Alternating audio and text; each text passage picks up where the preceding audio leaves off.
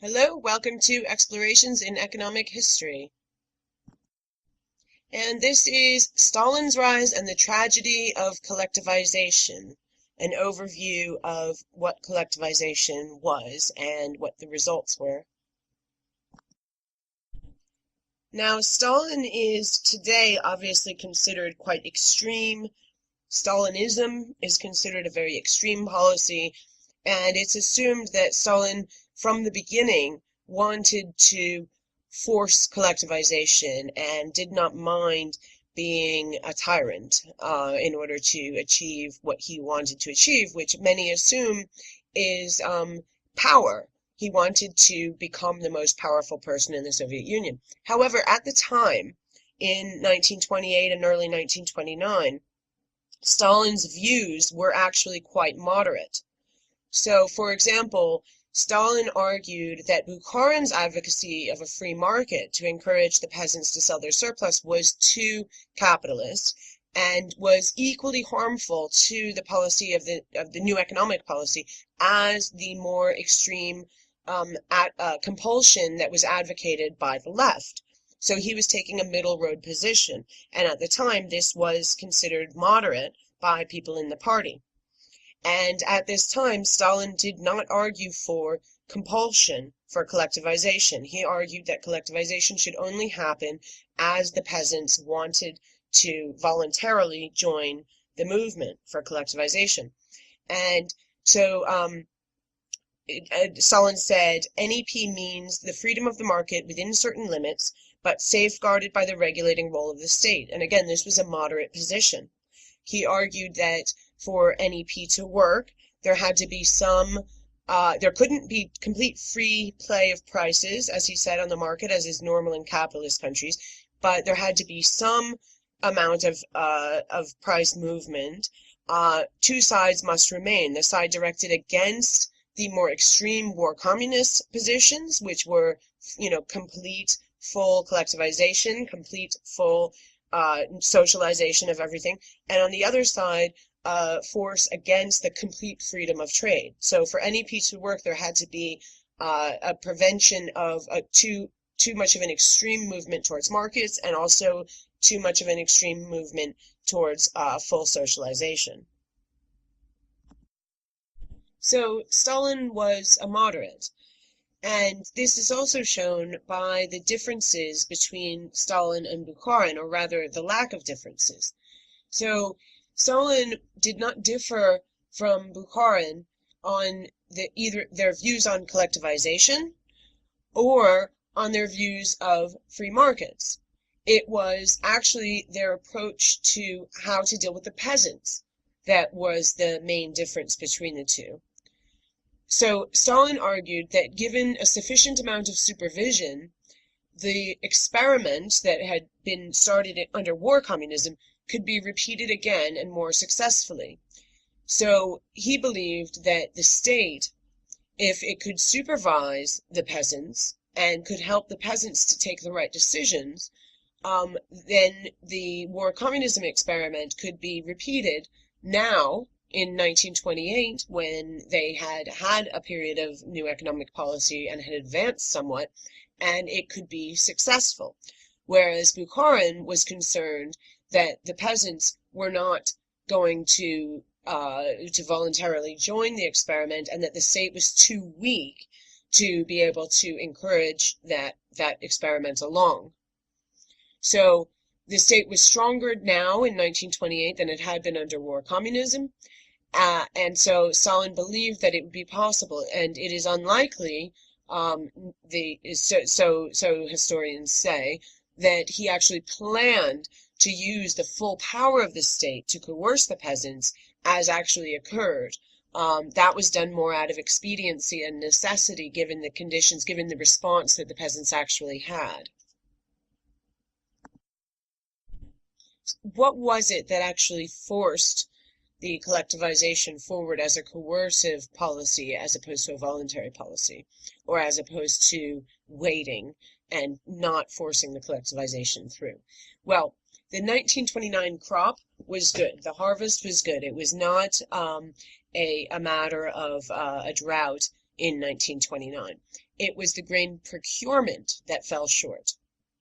So to support the industrial plan, which was very ambitious, agriculture had to be made to give up enough of its produce to guarantee the possibility of industrial development. So they needed a lot of grain to be procured in order to support the industrial plan.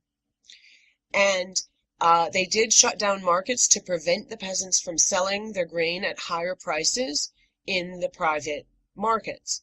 But it was not markets, but the ineptitude of government agencies that made the targets unattainable. So historians say, and it shows in the official documents of the time, that it was not a matter of the peasants selling the grain in markets that was the main problem, or black markets and so forth. It was the ineptitude of government agencies that made the targets unattainable.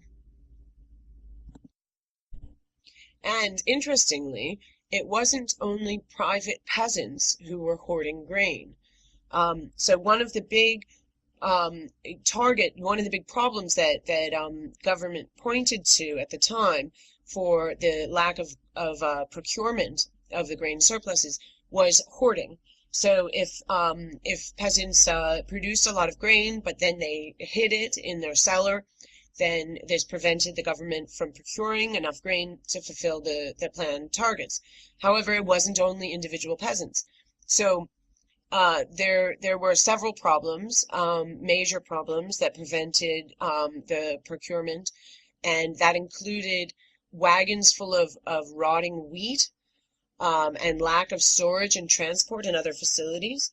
But there was also the problem of hoarding grain or hiding their stores away. And the kolkhozy and sovkhozy, those are the collective farms and the state farms, were when they were alarmed at the amount of grain collection that were being demanded, they hid their stores. And they were actually the worst offenders in fulfilling their quotas.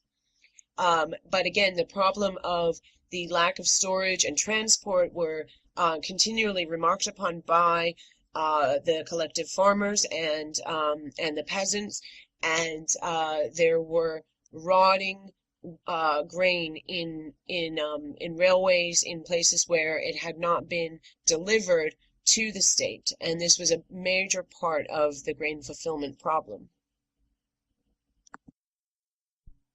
The industrial plan was the top priority of the party. However, production of certain natural resources such as coal fell in 1929, and this affected all of those industries which relied upon coal, starting with iron and steel, and then all those factories that required iron and steel, and so forth, all down the line. Production of coal fell, costs rose, and there was a 20% underfulfillment of the planned targets of iron and steel. And this, again, aggravated the shortages all down the economy because producers could not substitute for iron and steel.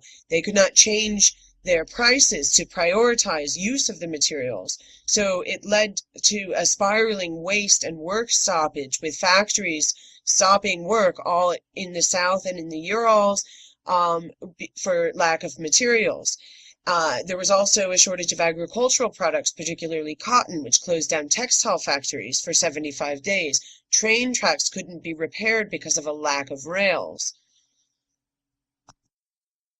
And again, despite the hunger, the threat of famine, there were hundreds of wagons full of grain all around the country rotting because there was nowhere to put it. There was no storage facilities and a lack of transport. So the response from the peasants to all of this was riots and revolts.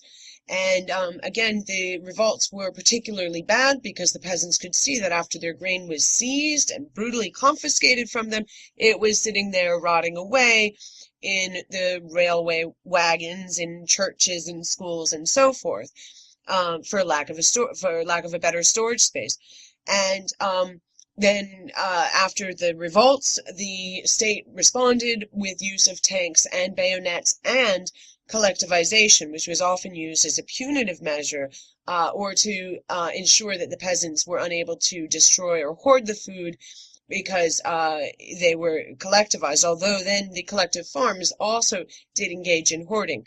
But again, the collectivization was often used it was not so much that the state was insistent upon spreading collectivization fast across the country as it was a response to the problem of trying to ensure procurement of the grain. And what were the consequences in the longer term? Well, this is just one example. But loss of livestock was actually greater due to collectivization than due to World War II or the drought of 1946. So if you look at the 1928 total and individually number of livestock in horses, sheep, pigs, and cows, and you compare it to 1941, before the worst of World War II affected livestock numbers, and if you look at it in 1950, you can see that these are the results of collectivizing. And only in the late 1950s did the Soviet farm animal stocks begin to approach their 1928 levels. Again, just one example. You can see the same for agricultural produce and in other areas, including in industry, where all the energy was most focused. So the Soviet state did not immediately take responsibility for all of these problems we've mentioned. And in general, it was counter-revolutionary wrecking that was to blame, according to officials. And that includes hoarding and sabotage and so forth, and sometimes bureaucracy. But it was bureaucracy that individual officials were accused of, and self-criticism and the raising of worker consciousness was how they would battle bureaucracy. So was this accurate? Is that what should have been to blame, or were they just symptoms? And was there an underlying cause that should have been seen as the problem? So could the state or the people learn from these mistakes and find a way to bring about socialism, or was socialism the actual problem? Were they addressing the actual issues? And could those issues be addressed without giving up on socialism? And what caused the shortages? What caused the drops in production and the transport problems and so on? Is this inevitable? Was it a matter of tools and materials? Should they have imported more from abroad? Or did they have a problem because capitalist countries refused to trade with them? Did they try it at the wrong time? Of course, they were kind of pushed into it because of the failure of NEP. But this is the question: what is the underlying cause, and could they overcome the problems without giving up on socialism altogether?